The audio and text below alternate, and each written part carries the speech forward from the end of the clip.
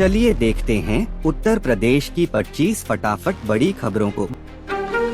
वाराणसी के ITI में शुरू होंगे AI आधारित नए कोर्स, छात्रों में इलेक्ट्रॉनिक्स का सबसे ज्यादा रुझान। वाराणसी जिले के ITI कॉलेजों में इस सत्र से AI आर्टिफिशियल इंटेलिजेंस आधारित नए कोर्स शुरू होने जा रहे हैं। इन कोर्सेज के लिए लैब का निर्माण पहले ही पूरा कर लिया गया है। नई शिक्षा नीति 2020 के तहत ये बदलाव लागू किए जा रहे हैं। छात्रों का सबसे ज्यादा रुझान मैकेनिक, ऑटो, इलेक्ट्रिकल और इलेक्ट्रॉनिक्स ट्रेड की ओर है। ITI के संयुक्त निदेशक के सिंह के अनुसार प्रशिक्षण महानिदेशालय ने 29 नए कोर्स तैयार किए हैं। AI कोर्स में 5G नेटवर्क टेक्नीशियन और साइबर सुरक्षा असिस्टेंट जैसे आधुनिक विषय शामिल होंगे। इससे छात्रों को भविष्य की तकनीकी जरूरतों के अनुसार बेहतर तैयारी मिल सकेगी। 7,500 रुपए न्यूनतम पेंशन की मांग को लेकर पेंशनर्स का जोरदार प्रदर्शन, रेल रोको आंदोलन की चेतावनी। कानपुर में EPS 95 राष्ट्रीय संघर्ष समिति के पेंशनर्स ने क्षेत्रीय भविष्य निधि कार्यालय सर्वोदय नगर के बाहर जोरदार प्रदर्शन किया। प्रदर्शनकारियों ने 7,500 रुपए न्यूनतम पेंशन की मांग को लेकर ज्ञापन श्रम मंत्री को सौंपा। पेंशनर्स ने साफ चेतावनी दी है कि अगर उनकी मांगें जल्द नहीं मानी गयी तो वे रेल रोको आंदोलन का रास्ता अपनाएंगे। इस दौरान कई पदाधिकारी और पेंशनर मौजूद रहे, जिन्होंने अपनी आवाज से न्यूनतम पेंशन की जल्द मंजूरी की मांग दोहराई। CM योगी के निर्देश पर यूपी में ओलावृष्टि प्रभावित किसानों को 4.7 करोड़ का मुआवजा वितरित। मुख्यमंत्री योगी आदित्यनाथ के आदेश पर उत्तर प्रदेश में भारी बारिश और ओलावृष्टि से प्रभावित किसानों को मुआवजा वितरण शुरू हो गया है। अब तक 10,278 किसानों को कुल 4.7 करोड़ रुपए दिए जा चुके हैं। ओलावृष्टि से प्रदेश के 21 जिलों में 244 हेक्टेयर से ज्यादा फसल बर्बाद हुई है। सहारनपुर और ललितपुर में भी हजारों किसानों की फसलें प्रभावित हुई। आर्थिक सहायता के जरिए प्रभावित किसानों को राहत पहुंचाई जा रही है। अखिलेश के बाद अब मायावती मैदान में। 14 अप्रैल को बसपा का विशाल शक्ति प्रदर्शन। उत्तर प्रदेश विधानसभा चुनाव की सियासी गर्मी तेज होती जा रही है। समाजवादी पार्टी के प्रमुख अखिलेश यादव ने रविवार को गौतम बुद्ध नगर से चुनावी अभियान की शुरुआत की। वहीं बहुजन समाज पार्टी बसपा की अध्यक्ष मायावती भी सक्रिय हो गई हैं। बसपा 14 अप्रैल को डॉक्टर भीमराव अंबेडकर जयंती के मौके पर पूरे प्रदेश में शक्ति प्रदर्शन करेगी। लखनऊ का अंबेडकर स्मारक इसका मुख्य केंद्र होगा। पार्टी इसे अपने चुनावी शंखनाद के रूप में देख रही है। नेपाल में बर्ड फ्लू के मामलों के बाद महाराजगंज में अलर्ट, पोल्ट्री फार्मों में जांच शुरू। पड़ोसी देश नेपाल में मुर्गियों में बर्ड फ्लू बफलू का संक्रमण मिलने के बाद उत्तर प्रदेश के महाराजगंज जिले में अलर्ट घोषित कर दिया गया है। मुख्य पशु चिकित्सा अधिकारी डॉक्टर एजाज अहमद ने पशु चिकित्सकों की टीम गठित कर सघन जाँच शुरू कर दी है। शनिवार से पोल्ट्री फार्मों में जाँच चल रही है। गर्मी के मौसम में पक्षियों और जानवरों में संक्रमण का खतरा बढ़ जाता है, इसलिए तहसीलों में रैपिड रिस्पांस टीमें भी तैनात कर दी गई हैं। नोएडा इंटरनेशनल एयरपोर्ट का उद्घाटन। PM मोदी ने 100 नए एयरपोर्ट और 200 हेलीपैड बनाने की घोषणा की। प्रधानमंत्री नरेंद्र मोदी ने उत्तर प्रदेश के जेवर में 11,282 करोड़ रुपए की लागत से तैयार नोएडा इंटरनेशनल एयरपोर्ट के पहले चरण का उद्घाटन किया। इससे उत्तर प्रदेश देश का पहला राज्य बन गया है जहां 5 इंटरनेशनल एयरपोर्ट होंगे। CM योगी आदित्यनाथ, राज्यपाल और केंद्रीय मंत्री इस कार्यक्रम में मौजूद रहे। 4 चरणों में पूरा होने वाले इस प्रोजेक्ट की कुल लागत 29,560 करोड़ रुपए है। उद्घाटन के दौरान गौतम बुद्ध नगर में सुरक्षा के कड़े इंतजाम किए गए थे। PM मोदी ने देश में 100 नए एयरपोर्ट और 200 हेलीपैड बनाने की योजना की भी घोषणा की। काशी विश्वनाथ धाम में अब पैदल नहीं, अगले महीने से शुरू होगी गोल्फ कार्ट सेवा। काशी विश्वनाथ धाम आने वाले श्रद्धालुओं के लिए अच्छी खबर है। उत्तर प्रदेश सरकार और वाराणसी नगर निगम ने बेनिया बाग से बाबा विश्वनाथ के दरबार तक गोल्फ कार्ट सेवा शुरू करने का फैसला किया है। अगले महीने से यह सेवा चालू हो जाएगी। श्रद्धालुओं को अब पैदल चलने या महंगे रिक्शे का सहारा नहीं लेना पड़ेगा। स्मार्ट सिटी परियोजना के तहत पहले चरण में 20 गोल्फ कार्ट उपलब्ध होंगे। मात्र 10 रुपए के मामूली शुल्क में भक्त सीधे धाम के गेट नंबर 4 तक पहुंच सकेंगे। अंतिम मतदाता सूची में 13.25 करोड़ से ज्यादा नाम होने की संभावना। 10 अप्रैल को जारी होगी फाइनल लिस्ट। मतदाता सूची के विशेष पुनरीक्षण में नोटिस पाने वाले 3.26 करोड़ मतदाताओं की सुनवाई पूरी हो गई है। मुख्य निर्वाचन कार्यालय के अनुसार अंतिम मतदाता सूची में 13.25 करोड़ से अधिक नाम होने की संभावना है। फाइनल सूची 10 अप्रैल को जारी की जाएगी। अक्टूबर 2025 में SIR के तहत जारी सूची में 12.55 करोड़ नाम थे, जिनमें से 1.04 करोड़ नाम 2003 की सूची से मिलान नहीं हो पाए थे। सिकंदरा चौराहे पर बनेगा फ्लाईओवर, लंबे जाम से मिलेगी राहत। आगरा के सिकंदरा चौराहे पर अक्सर लगने वाले भारी ट्रैफिक जाम से जल्द ही निजात मिलने वाली है। National highway authority of India NHAI यहाँ फ्लाईओवर बनाने जा रही है। इसके लिए भारतीय राष्ट्रीय राजमार्ग प्राधिकरण और Uttar Pradesh metro rail corporation की टीम संयुक्त सर्वेक्षण कर रही है। मेट्रो के एलिवेटेड ट्रैक की वजह से फ्लाईओवर के डिजाइन में बदलाव किया जा रहा है। मेट्रो परियोजना पूरी होने के बाद ही फ्लाईओवर का निर्माण शुरू होगा, जिससे क्षेत्र में आवाजाही सुगम होगी और जाम की समस्या काफी हद तक खत्म हो जाएगी। अकराबाद में संरक्षित पशु के अवशेष मिलने पर आक्रोश, आरोपी न पकड़े गए तो आंदोलन की चेतावनी। अलीगढ़ के अकराबाद में GT रोड के पास 28 मार्च सुबह संरक्षित पशु के अवशेष मिलने से स्थानीय लोगों में भारी आक्रोश फैल गया। घटना की सूचना मिलते ही पुलिस मौके पर पहुंची और मामले की जानकारी ली। हिंदू छात्र वाहिनी के कार्यकर्ता विशाल शर्मा, आकाश पचौरी, नितिन कुमार सहित अन्य लोग भी मौके पर पहुंचे। उन्होंने पुलिस को तहरीर देकर आरोपियों के खिलाफ सख्त कार्रवाई की मांग की। कार्यकर्ताओं ने साफ चेतावनी दी कि अगर जिम्मेदार लोगों को जल्द गिरफ्तार नहीं किया गया तो वे आंदोलन करने को मजबूर होंगे। लखनऊ में 19,778 प्रीपेड मीटर काटे गए, बकायेदारों ने जमा किए करोड़ों के बिल। लखनऊ में बिजली विभाग ने शनिवार सुबह 8 बजे से माइनस बैलेंस वाले प्रीपेड मीटरों की बत्ती बंद करना शुरू कर दिया। मात्र 1 घंटे के अंदर 19,778 घर, दुकानें और कार्यालय अंधेरे में डूब गए। बकायेदारों ने बिल जमा कर दिए, लेकिन 30% मामलों में बत्ती ऑटोमेटिक चालू नहीं हुई। हुसैनगंज कॉल सेंटर और कलेक्शन ऑफिस में हंगामा मच गया। अमोसी, गोमती नगर, जानकीपुरम और लखनऊ मध्य जोन में कुल 19,778 कनेक्शन काटे गए। दोपहर तक बकायेदारों ने 2.17 करोड़ रुपए जमा कर अपनी बत्तियां चालू कराईं।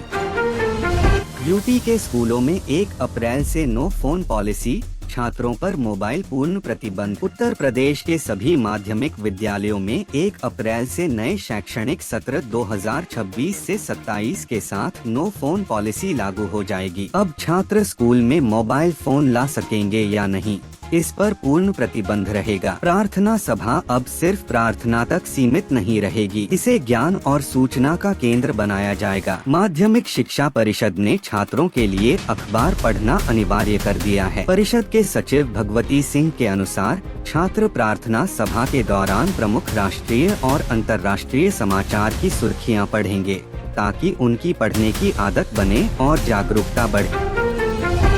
मेरठ में बिना मान्यता वाले स्कूलों पर सख्त कार्रवाई, संयुक्त टीम करेगी जांच। मेरठ जिले में शिक्षा विभाग ने बिना मान्यता वाले स्कूलों के खिलाफ सख्त कदम उठाने का फैसला किया है। जिला विद्यालय निरीक्षक राजेश कुमार ने सभी सरकारी और निजी माध्यमिक विद्यालयों को निर्देश दिए हैं कि ऐसे स्कूलों की जानकारी दें। इसके लिए जिला विद्यालय निरीक्षक और जिला बेसिक अधिकारी की संयुक्त टीम गठित की गई है। यह टीम जिले भर में बिना मान्यता संचालित स्कूलों की पहचान कर उन्हें बंद कराने की कार्रवाई करेगी, ताकि शिक्षा की गुणवत्ता बनी रहे और नियमों का पालन सुनिश्चित हो सके। 35 दिनों में वेस्ट यूपी को 4 बड़े प्रोजेक्ट सीएम योगी और पीएम मोदी ने मारा विकास का चौका। पश्चिमी उत्तर प्रदेश को पिछले 35 दिनों में 4 बड़ी विकास परियोजनाओं की सौगात मिली है। प्रधानमंत्री नरेंद्र मोदी ने 28 मार्च को जेवर में देश के सबसे बड़े नोएडा इंटरनेशनल एयरपोर्ट का उद्घाटन किया। 5000 एकड़ से ज्यादा क्षेत्र में फैले इस एयरपोर्ट पर विमानों का संचालन जून से शुरू होगा। इसके अलावा नोएडा में सेमीकंडक्टर फैक्ट्री का शिलान्यास, दिल्ली मेरठ नमो भारत ट्रेन और मेरठ मेट्रो की शुरुआत भी पीएम मोदी ने की। इन परियोजनाओं से युवाओं के लिए नए रोजगार के अवसर खुलेंगे और भविष्य की संभावनाएं बढ़ेंगी। गौरक्षा में योगदान देने वालों को मिलेगा सम्मान, सीएम योगी ने सीसीटीवी की भी दी सलाह। लखनऊ में मुख्यमंत्री योगी आदित्यनाथ ने अपने सरकारी आवास पर गौ संरक्षण को लेकर महत्वपूर्ण बैठक की। बैठक में पशुधन मंत्री धर्मपाल सिंह, कृषि उत्पादन आयुक्त, अपर मुख्य सचिव और गौ सेवा आयोग के अध्यक्ष व उपाध्यक्ष शामिल रहे। सीएम योगी ने गौ रक्षा और गौ आश्रय स्थलों को आत्मनिर्भर बनाने में उत्कृष्ट कार्य करने वाले लोगों को सम्मानित करने का फैसला लिया। उन्होंने कहा कि गौ सेवा भारतीय सांस्कृतिक परंपरा का अभिन्न हिस्सा है और इस क्षेत्र में समर्पित लोगों को सार्वजनिक सम्मान दिया जाना चाहिए। सीएम ने गौ रक्षा के लिए सीसीटीवी लगाने की भी सलाह दी। यूपी की 61 बीपीएससीएस होंगी कंप्यूटराइज्ड, डेयरी और मत्स्य पालन समेत कई सुविधाएं उपलब्ध। उत्तर प्रदेश में अब 61 बीपैक समितियां कंप्यूटराइज्ड हो जाएंगी। साधन सहकारी समितियां अब केवल खाद, बीज और धान गेहूं तक सीमित नहीं रहेंगी। किसानों और आमजन को अब खतौनी की नकल, जन औषधि, जनसेवा केंद्र, दुग्ध डेयरी और मत्स्य पालन जैसी सुविधाएं भी इन समितियों के माध्यम से उपलब्ध कराई जाएंगी। प्रत्येक समिति में कम से कम 30 सदस्य होंगे और निगरानी की जिम्मेदारी सहकारिता विभाग के सचिव की होगी। समिति गठन की प्रक्रिया डीएम के मार्गदर्शन में 4 सदस्यीय टीम द्वारा पूरी की जाएगी। जेवर एयरपोर्ट यूपी की अर्थव्यवस्था और किसानों की आय बढ़ाने में अहम गेम चेंजर साबित होगा। नोएडा अंतर्राष्ट्रीय हवाई अड्डा उत्तर प्रदेश की अर्थव्यवस्था के लिए गेम चेंजर साबित होने जा रहा है। प्रधानमंत्री नरेंद्र मोदी ने 28 मार्च को जेवर एयरपोर्ट का उद्घाटन किया। उत्तर प्रदेश डेवलपमेंट फोरम के चेयरमैन पंकज जायसवाल ने बताया कि यह परियोजना केवल एक हवाई अड्डा नहीं बल्कि प्रदेश को 1000 अरब डॉलर की अर्थव्यवस्था बनाने की दिशा में रणनीतिक इंजन का काम करेगी। इससे निवेश बढ़ेगा, रोजगार के अवसर पैदा होंगे और किसानों की आय में उल्लेखनीय वृद्धि होगी।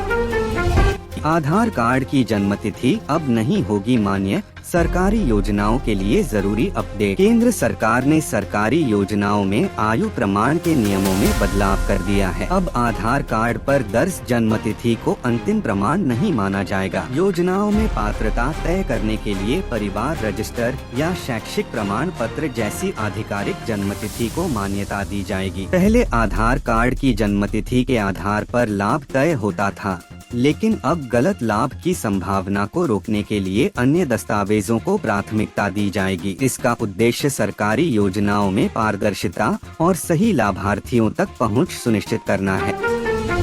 खेत से कारोबार तक यूपी का किसान अब बनेगा उद्यमी, कानपुर में एमएसएमई कॉन्क्लेव शुरू। कानपुर के चंद्रशेखर आजाद कृषि और प्रौद्योगिकी विश्वविद्यालय में 3 दिवसीय एमएसएमई कॉन्क्लेव और क्षेत्रीय ट्रेड शो का आयोजन किया गया। इस कार्यक्रम में नेताओं और विशेषज्ञों ने कहा कि अब यूपी का किसान सिर्फ खेती तक सीमित नहीं रहेगा, बल्कि उद्यमी बनकर अपनी आय बढ़ाएगा। उत्तर प्रदेश पिछले 7 सालों से देश में सबसे ज्यादा खाद्य उत्पादन करने वाला राज्य अब मछली उत्पादन में भी शीर्ष स्थान की ओर। उत्तर प्रदेश पिछले 7 सालों से देश में सबसे ज्यादा खाद्य उत्पादन करने वाला राज्य बना हुआ है। गन्ना, धान और दूध उत्पादन में नंबर 1 रहने के बाद अब प्रदेश मछली उत्पादन में भी शीर्ष स्थान हासिल करने की दिशा में तेजी से आगे बढ़ रहा है।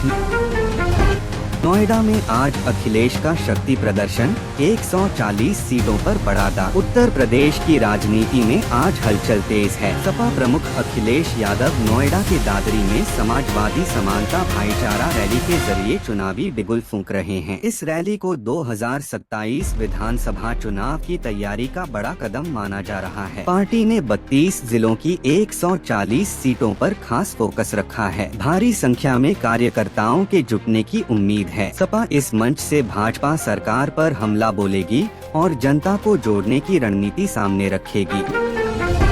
लखनऊ में LSD टिकट खरीदना आसान, मॉल और मेट्रो पर खुले काउंटर। लखनऊ सुपर जॉइंट्स ने फैंस को बड़ी राहत देते हुए अब ऑफलाइन टिकट काउंटर भी शुरू कर दिए हैं। हजरतगंज मेट्रो स्टेशन और प्लासियो मॉल में सुबह 11 बजे से शाम 6 बजे तक टिकट उपलब्ध होंगे। इसके साथ ही पहली बार एन टिकट सुविधा भी शुरू की गई है, जिससे QR कोड स्कैन कर सीधे एंट्री मिल सकेगी। खास बात यह है कि मैच शुरू होने से महज 3 घंटे पहले तक टिकट ट्रांसफर भी किया जा सकता है। स्टेडियम में महिलाओं, बुजुर्गों और बच्चों के लिए अलग लाइन की व्यवस्था रहेगी। यूपी में 9वीं से 12वीं तक AI अनिवार्य, योगी सरकार का बड़ा फैसला। उत्तर प्रदेश में अब छात्रों के लिए AI सीखना जरूरी हो जाएगा। योगी सरकार ने AI फॉर ऑल कोर्स को कक्षा 9 से 12 तक अनिवार्य करने का फैसला किया है। प्रोजेक्ट प्रवीण के तहत शुरू इस पहल में 4 घंटे का AI कोर्स वोकेशन ट्रेनिंग में शामिल किया जाएगा। गोरखपुर में आयोजित ग्लोबल AI कॉन्फ्लुएंस 2026 में 50 देशों के एक्सपर्ट्स ने कहा कि AI से डरने की जरूरत नहीं, बल्कि इसे सीखना जरूरी है। एक्सपर्ट्स के मुताबिक AI ही भविष्य की सबसे बड़ी ताकत बनने वाला है। आगरा विश्वविद्यालय में 10 अप्रैल से सेमेस्टर परीक्षाएं, नगर निगम में सुरक्षा कड़ी। आगरा में शैक्षणिक गतिविधियों को लेकर तैयारी जोरों पर है। डॉक्टर भीमराव अंबेडकर विश्वविद्यालय में 10 अप्रैल से BA, BSc, BCom और MA, MCom, MSc के द्वितीय, चतुर्थ और षष्ठम सेमेस्टर की परीक्षाएं आयोजित होंगी। परीक्षा आवेदन पत्र 1 से 9 अप्रैल तक भरे जाएंगे। वहीं आगरा नगर निगम में सुरक्षा कड़ी कर दी गई है। सभी प्रवेश द्वार पर गार्ड तैनात होंगे और हाई रेजोल्यूशन CCTV कैमरों से 24 घंटे निगरानी की जाएगी। यूपी पुलिस अब 30 मामलों में FIR नहीं करेगी, DGP ने जारी किए सख्त निर्देश। उत्तर प्रदेश के DGP राजीव कृष्ण ने पुलिस अधिकारियों को सख्त निर्देश दिए हैं कि दहेज समेत 30 प्रकार के मामलों में FIR दर्ज करना पूरी तरह गलत है। केवल परिवाद के तहत दर्ज होने वाले मामलों में FIR दर्ज करने से नियमों का उल्लंघन होता है और आरोपी को न्यायालय में लाभ मिलता है। इलाहाबाद हाई कोर्ट लखनऊ खंडपीठ द्वारा आपत्ति जताए जाने के बाद यह निर्देश जारी किया गया है। DGP ने कहा कि नियमों का पालन न होने पर पूरी जांच प्रक्रिया प्रभावित होती है। यूपी में 4 दिन तक बारिश का अलर्ट, 40 जिलों में तेज हवाओं और ओलावृष्टि की चेतावनी। उत्तर प्रदेश में मौसम फिर करवट लेने वाला है। अगले 4 दिनों तक प्रदेश के कई जिलों में बारिश और तेज हवाएं चलने की संभावना है। मौसम विभाग ने लखनऊ समेत 40 जिलों में शनिवार को अलर्ट जारी किया है। पश्चिमी विक्षोभ के प्रभाव से कई स्थानों पर गरज चमक और ओलावृष्टि की आशंका है। हवाओं की रफ्तार 30 किलोमीटर प्रति घंटे तक हो सकती है। लोगों को आंधी और बिजली गिरने की संभावनाओं के मद्देनजर सतर्क रहने की सलाह दी गई है। तो यह थी आज की 25 फटाफट बड़ी खबरें। अगर आपको न्यूज़ पसंद आई हो तो वीडियो को लाइक और शेयर जरूर करें।